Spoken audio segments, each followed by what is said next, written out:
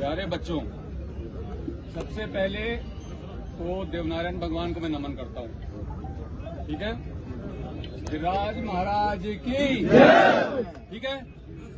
और इससे पहले आपके आने के पहले सारे लोग आगे के ट्रैक से कोई नहीं बचा, सबको ले आए साहब, जिम्मेदारी से ले आए।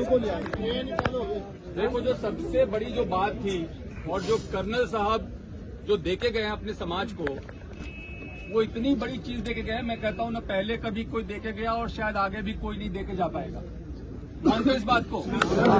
एक तरीके से समाज के लिए भगवान के बराबर का दर्जा है उनका, जिस तरह से संघर्ष किया और जो देके चले गए।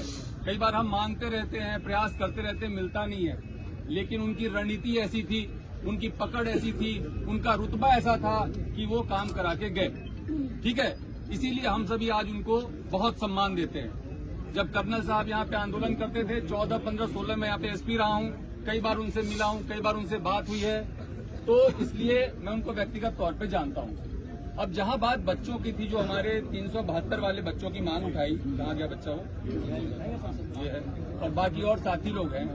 एक बात बड़ी छोटी सी और मोटी सी समझने वाली थी कि हम लोग यहाँ पे 372 पद पे नौकरी मांगने के लिए ही तो आए थे ना, कि जो हमारा अधिकार है हमें दे दो, जो हम मानते हैं हमारा अधिकार है।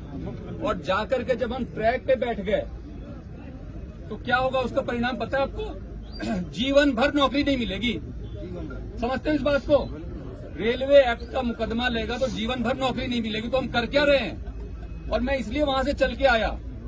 बात ये थी कि पुलिस को नहीं जाना चाहिए, लेकिन मैं इसलिए चल के आया कि ये बच्चे अपने लिए कर क्या रहे हैं। और मैं धन्यवाद देता हूं प्रधान जी का, मैं धन्यवाद देता हूं प्रधान जी का कि इन्होंने सबसे पहले इस बात को समझा, वहां पे गए, आपको समझाया, और अधिकांश बच्चे तो मेरे ख्याल से आगे समझ के और बाकी को भी अब समझा के ले आए।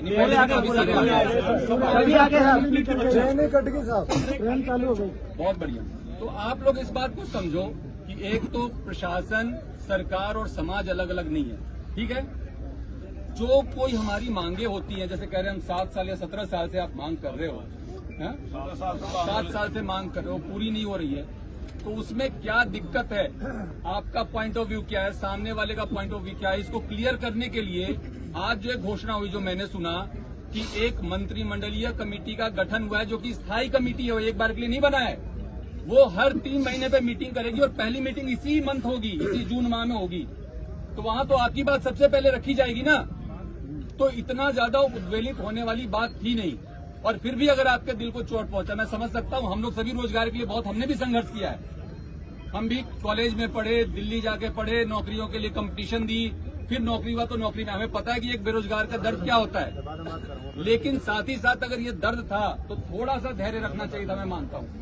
और मैं कोई आपसे दूर नहीं हूं, प्रशासन आपसे दूर नहीं है, कलेक्टर साहब, एसपी साहब आपसे दूर नहीं है, और न सरकार आपसे दूर है। मैं आपको कहना चाहूंगा, आपकी जो महापंचायत थी उसमें आपका बिंदु था।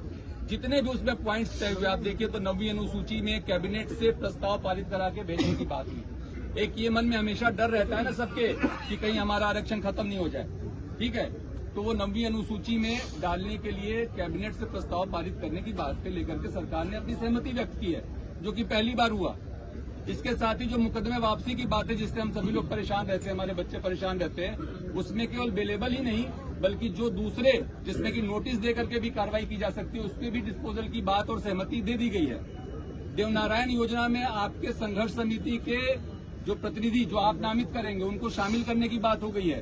कैबिनेट सब कमेटी में जो मीटिंग होगी उसमें आपके प्रतिनिधि जो नामित होंगे उनको शामिल करने की बात हो गई है। तो आप हर 3 महीने पे मिलोगे। आप जो कह रहे हैं हमारी कोई बात नहीं सुन रहा, हमारी कोई बात नहीं समझ रहा, हमारी लॉजिकल बात है, वो हर 3 महीने पे सवाल पूछने का आपके पास मौका होगा। तो मेरी कोई बात पे आपत्ति है क्या?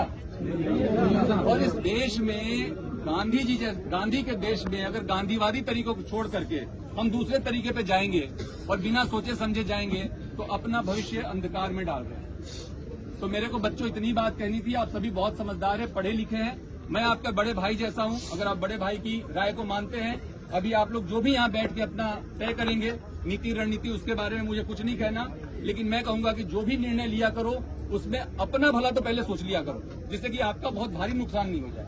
तो इतनी सी बात करनी थी। सबको बहुत बहुत धन्यवाद। वंदे मातरम।